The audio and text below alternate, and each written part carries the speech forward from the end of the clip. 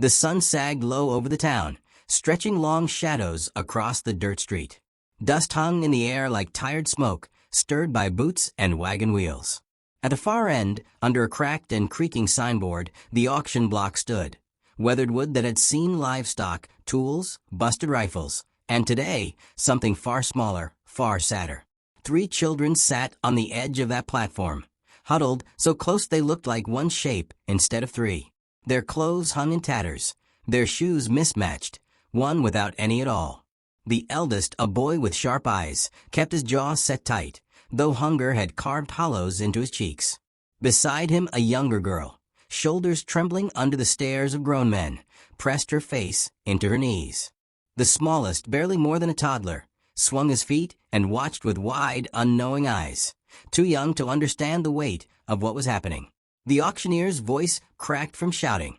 He had already sold a pair of mules, 3 barrels of nails, and a woman's saddle. Now his hand waved impatiently at the orphans, but no hands in the crowd lifted. 3 of them, he barked, sweat dripping down his temples. 3 extra mouths, true, but strong enough with a switch in their back. Who'll start me off? Who'll give a coin? The men in the crowd shifted, laughed low. One spat into the dust. What use is a hungry brat when you can buy a hammer? Someone muttered. Don't need no more mouths round my place, said another. Work's barely feeding my own. The children didn't move. The eldest boy clenched his fists until his knuckles whitened, but still no one looked his way with anything but disdain. The girl hid deeper into herself. The littlest one blinked, watching dust motes drift like sparks through the amber light. They ain't worth feed in, a voice jeered from the back. Laughter rippled. The auctioneer slammed his hand on the post. Come on now. You'll take a goat that won't milk, but not 3 young uns? Any man who ain't too stingy with his purse. The laughter hushed for a moment. A shape moved at the far edge of the crowd. He was a man most townsfolk knew to mock before they knew his name. Broad and heavy, shoulders filling the space of 2, belly pressing against the leather of his coat. His beard was thick, his hair unkempt, and his steps came slow, deliberate, as though the earth itself had to think twice about moving beneath him. They called him the Mountain Man, sometimes worse. Too fat for the trails, too slow for the hunt, too strange for their company. He lived high in the ridges where the snow lingered longest, alone but for his traps and the wolves whose howls kept him company at night. The crowd parted with a mix of curiosity and scorn. Men smirked, nudging one another, whispering that he'd come for a laugh or perhaps for scraps. The auctioneer, seeing him, straightened quick. Well now, will you bid, sir? 3 orphans, near given away. Any coin will do. The mountain man didn't answer right away. He stood before the platform, eyes shadowed beneath his brow, studying the children like one studies a trail for signs of life. The eldest boy met his gaze, defiant. The girl trembled but dared a glance. The littlest simply smiled at him, as if recognizing something the others could not. From somewhere inside his coat, the big man pulled a leather pouch. It jingled, a sound no one expected. With fingers thick but careful, he drew out 3 silver dollars, round, bright against the grime of the auction block. He set them down in the dust, one by one. The crowd gasped, then erupted. $3? For those whelps. He's mad. Spent his winter for money, I'll wager. Fat fool. Won't last a month before he brings him back. The auctioneer's eyes gleamed. He swept the coins quick and shoved the children forward. Done deal. They're yours, sir. The eldest stiffened, refusing to move. The girl's eyes filled with tears. The littlest clambered down, stumbling before catching the edge of the man's gray coat. The mountain man said nothing. He simply turned, slow as a falling tree, and began walking toward the edge of town. His long stride did not falter, though sneers and laughter followed him. The children trailed uncertainly, as if still waiting to be called back. When he reached his horse, a great dark beast as weathered as himself, he lifted the littlest one to the saddle with surprising gentleness, then nodded for the others to climb. They hesitated, looking once more toward the men who had mocked them, who now turned back to their drinks and bargains. There was no welcome waiting there. At last, the boy helped his sister up, then swung on himself. The mountain man took the reins without a word. The hooves struck the dirt, and the sound carried down the emptying street as the sun bled out behind the roofs. Dust swirled around them, blurring the jeers left behind. They rode into the fading light, silence between them heavy as stone. The children clung to each other, unsure if they had escaped cruelty or walked deeper into it. Then, as the town shrank to a memory behind them, the littlest leaned forward, tugging softly at the man's sleeve. His voice was barely more than a whisper, a question not fully formed. It was not quite a name, not yet, but it carried the first fragile thread of something like trust. The mountain man did not answer.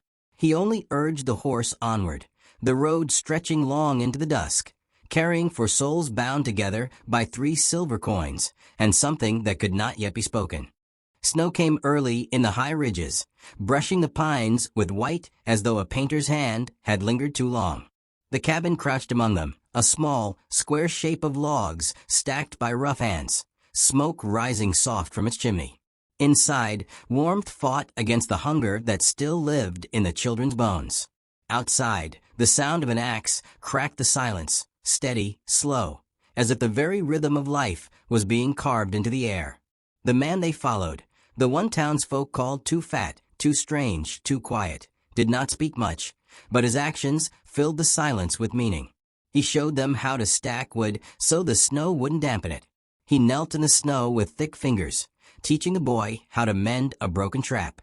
He stirred stew over the fire with patience, not caring that half the broth spilled when little hands tried to help. He seemed to know that survival was not just in the body, but in the spirit, and so he made room for both. Still, the children bore their wounds. The eldest rebelled. He argued about chores, refused to eat at times, threw a stick into the fire hard enough to scatter sparks.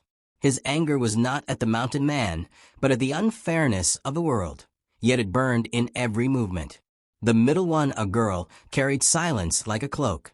She did not answer questions, did not ask them either. Her eyes searched shadows as if waiting for punishment to fall. And the youngest, the littlest one, who had tugged his sleeve in town, cried at night, muffling sobs against a blanket until exhaustion pulled him under. The mountain man did not scold. His silence was not the silence of disapproval, but of space, of patience. When the eldest sulked, he left him room to cool, then quietly set an extra piece of bread by his bowl. When the girl hid in her quiet, he sat near her without demanding words, whittling a stick until she chose to watch. When the little one wept at night, he left the fire burning longer, its glow chasing away the dark, his heavy footsteps pacing slow until the sobs eased. In town, stories began to circle. Word that the mountain man had bought the orphans traveled fast, carried by lips eager for mockery. They laughed that he had bought himself 3 workers to cut wood for his fat belly. They said he was too foolish to see the burden he carried. Some whispered darker, uglier things. He did not return to answer any of it. He had the mountains, the children, and the silence of the snow, and that was enough. Within that silence, small changes began to bloom like frost flowers on glass. One night, the eldest decided he would cook. He insisted, fumbling with the pot, adding too much flour to the bread until the crust burned black. When he set it down, face smudged with ash, he grinned like a man who had conquered the world. The mountain man ate every bite, chewing slow, eyes soft with something the boy did not yet understand. The girl, who had wrapped herself in muteness, began to break it in small bursts. A question asked about the traps. A laugh that escaped unguarded when the little one tumbled face first into snow. Her voice was thin, like glass about to crack, but it was there, and each time, the mountain man looked her way as if she had sung a song. The youngest, bold in ways grief could not bury, one day called him something that almost sounded like Pa. It slipped out by the fire, half a whisper, half a question. The child's eyes went wide, and he pulled the word back into himself as though afraid it would bring punishment. The mountain man did not react beyond a twitch of his beard, but later, he carved a small horse from wood and left it on the child's blanket. Evenings grew softer. They sat around the fire, the boy humming tunelessly, the girl stitching torn cloth, the littlest making toys from pine cones. The man whittled or mended or simply listened, his silence no longer empty but full. There were moments, fleeting but real, when laughter echoed against the beams of the cabin, startling them all with its strange, forgotten sound. And yet shadows lingered. Wounds do not vanish in a single season. One night, a wolf came near, its eyes glowing at the edge of firelight. The mountain man stood and shouted, voice booming through the dark, to drive it off. The sound shook the trees. The wolf fled. But when he turned, he saw the children frozen, pressed together in fear, their eyes wide not at the wolf, but at him. Their flinch struck him harder than any beast's bite. He lowered his voice, slow, soft, almost broken. He built the fire higher, not to warm himself, but to keep their trembling at bay. Winter deepened. Snow thickened on the roof. Smoke drifted steady from the chimney. Life took its rhythm. Wood chopped, traps checked, stew simmered. Laughter fought to return, and silence softened day by day. It was not easy. It was not perfect. But it was theirs. One afternoon, as the sun stretched long shadows over the snow, the eldest boy crouched near the cabin wall with a stick. He dragged lines into the frost-crusted dirt, his breath a white cloud. Slowly, carefully, he wrote the letters of a name. Not his own, not his siblings, the man's. When he finished, he whispered it, testing the sound. Whispered again, softer, as if afraid to disturb the air. The letters melted slowly in the cold, but the word remained in him. Heavy, secret, real. Inside, the mountain man sat by the fire, unaware. But outside on the frozen ground, a bond had taken root, fragile as a seed in winter, yet alive all the same. The storm came rolling down from the high peaks, as though the mountains themselves had decided to speak. Wind howled against the cabin walls, and the roof groaned beneath the weight of rain that turned to hail and back again. Lightning split the sky, sharp and merciless, casting the children's faces in pale flashes as they huddled near the fire. The flames flickered, shadows leaping long across the logs, but the small family stayed close, trembling and yet unbroken, each heartbeat louder than the storm outside. It was in weather like this that riders came. Horses snorted, uneasy on the slick trails, their hooves clattering against stone.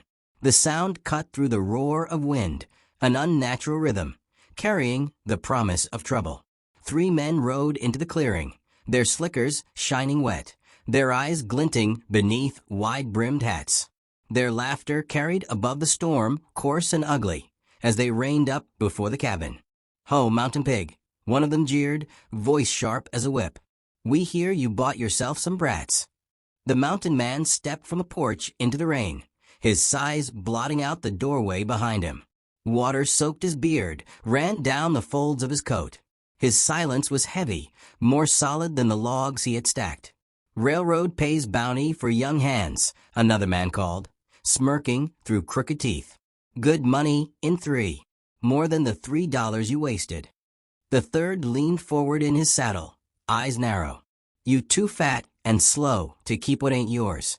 Might as well hand 'em over before someone does it for you." Behind the cabin door, the children clung together. The eldest pressed his fists against the wood, his jaw trembling, anger and fear tangling in his throat. The girl buried her face into his shoulder, silent but shaking. The littlest whimpered, clutching at her dress, not understanding all the words, but knowing the danger in their sound. Old terror had returned with cruel laughter and the promise of being taken once more. The mountain man raised his head, slow, deliberate. His voice rolled steady through the storm, deep as stone shifting in the earth. "They are mine now." The men laughed, spitting rainwater into the mud. "You think your size will scare us, mountain hog? Too slow to stop us when we come back. Keep your mutts, for now.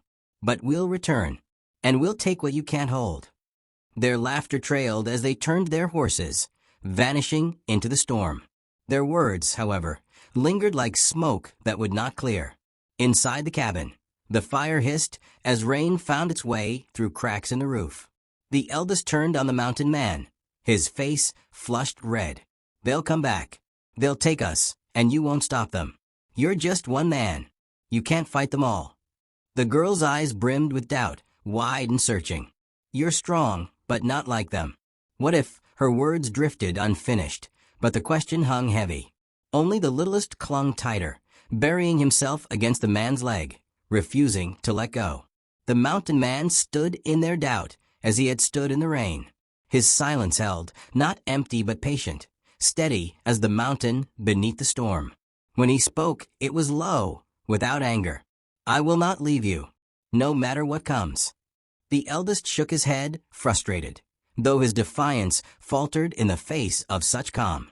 The girl stared at him, her lips parting as though she wanted to ask something she had carried for too long.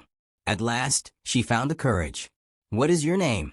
For a moment, the fire crackled louder than his breath. It seemed the question had reached deep into a place long sealed. He lowered himself onto the bench, hands folded heavy, eyes fixed on the flames. When he answered, it was slow, the syllables carrying the weight of years without use. He spoke his name. The sound filled the cabin like the settling of earth after a quake. The girl whispered it back, tasting it carefully, as though naming him made him more real, more theirs. She repeated it softer, and the littlest one echoed her in a murmur, clutching tighter, as if the name itself was a promise. Outside, the storm raged on, but inside, something shifted. Strength was no longer measured in fists or fury, but in the immovable truth of a man who would not yield.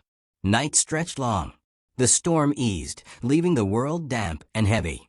As the children drifted to uneasy sleep, the eldest watched from the window. Far below, in the valley where the trail curled, faint lights flickered, torches winding their way upward, steady and certain. He drew back, heart pounding. The promise had not been idle. The men were coming. The fire popped, throwing sparks into the dark. The mountain man's shadow loomed tall against the wall. Around him, 3 children lay curled in sleep, trusting, fragile, his to protect. He did not move, but in his stillness was the weight of a mountain waiting for the storm. Dawn bled pale and gray over the ridges, mist curling low through the pines, as though the mountains wished to hide what was coming. The cabin stood silent, smoke trailing thin from its chimney. Inside, 3 children stirred restlessly, the fire still glowing faint from the night. But from the valley below, the sound rose, hoofbeats, harsh laughter, the crackle of torches in men's hands. Their voices carried up the slope, cruel and certain.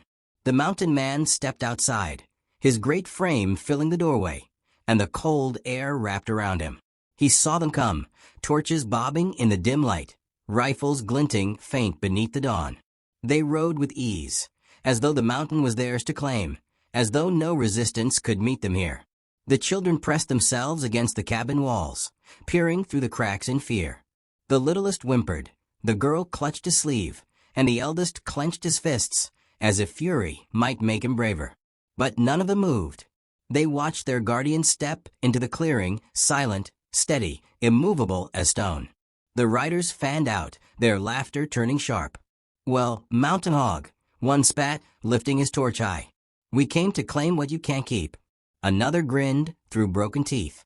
Step aside, fat man. Best you do it before we drag you down. The mountain man said nothing. His eyes, dark beneath his heavy brow, stayed fixed on them. His silence weighed more than threats, but the men had not come to measure silence. They had come to break it. A torch sailed through the air, landing against the dry timber of the barn. Flames caught quick, orange and greedy, licking skyward. The crackle filled the clearing, smoke rising bitter. The children screamed inside, their terror breaking into sobs. The eldest slammed his hand against the wall, as though to tear through, but the girl held him back. The men cheered at the fire. One rode closer, grinning. We'll burn it all down till they come running out. The mountain man moved then, not quick, not sharp, but with the slow inevitability of earth shifting. His arm rose, heavy as an axe, and the rider nearest him toppled from his horse with a cry, torch scattering into the mud. The others jeered, rifles raised, but still he did not falter. Each step was deliberate, each blow ungraceful, but sure. He took strikes, bruises, the edge of a rifle stock across his shoulder, yet he did not fall. He absorbed it all as though his body was carved from the mountain itself, unyielding, unbroken. Inside, the children's fear twisted into something else. The eldest boy could bear it no longer. With a cry, he burst through the door, racing into the firelight. His small hands found a fallen branch, and he swung at the nearest man with all the fury of his young heart.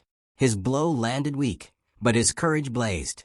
The girl followed, shouting her guardian's name into the night for the first time, the sound carrying over the flames. The littlest stumbled after, crying the name too, over and over, until it seemed the very forest might echo it back. The mountain man heard them, and their voices rooted him deeper than any tree. With each cry of his name, his strikes grew steadier, not swifter, but stronger, anchored in the bond that no man could buy or steal. The men faltered. Their laughter wavered as wolves howled from the ridges, a sound wild and close. The storm that had threatened all night broke sudden, rain falling in hard sheets, dousing the barn's flames, soaking torches until they hissed out in smoke. The intruders cursed, slipping in the mud, their rifles misfiring as powder turned damp. One by one they pulled back, retreating into the trees, their threats drowned by wind and wolves and rain. At last the clearing fell silent, but for the storm, the mountain man standing tall in its center, the children clinging at his side. Smoke curled thin from the blackened barn, but the cabin still stood. The fight had left him bloodied, his breaths ragged, yet his eyes softened as small hands tugged him toward the hearth. Inside, they bound his wounds with clumsy care. The eldest pressed cloth against his brow, jaw set in grim pride. The girl whispered reassurances she had never dared speak before. The littlest curled against his chest, trembling until at last he found the word again, not whispered in fear, but in certainty. Pa. The mountain man closed his eyes. His great hand rested over the child's back, heavy yet tender.